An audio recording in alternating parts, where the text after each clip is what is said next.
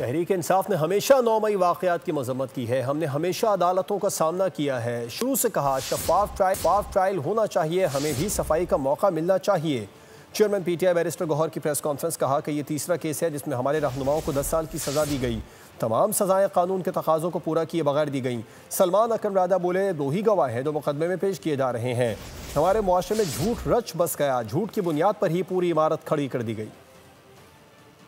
Number है जो हमारे पार्लियामेंटेरियन को सजा हुई। आज शाह महमूद कुरैशी साहब के अलावा डॉक्टर यास्मीन राशिद साहिबा को, महमूद रशीद साहब को, एजाज चौधरी साहब को, उमर चीमा साहब को भी 10-10 साल की सजा हुई है। ये सारी सजाएं कानून के तकाजों को पूरा किए बगैर दी गई है। एक किस्म की ट्रायल गवाह पेश हुए, कानून के तकाजों को पूरा किए बगैर ऐसे सजाएं नाइंसाफी है। वही 2 गवाह हैं जो हर मुकदमे में पेश किए जा रहे हैं पंजाब में 9 मई के हवाले से, और बल्कि जहां भी 9 मई का मुकदमा होगा। झूठ जो है इस वक्त हर चीज की बुनियाद में रस बस चुका है।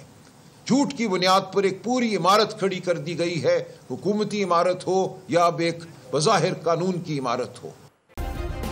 सब्सक्राइब करें और बेल दबाएं ताकि कोई खबर रह न जाए।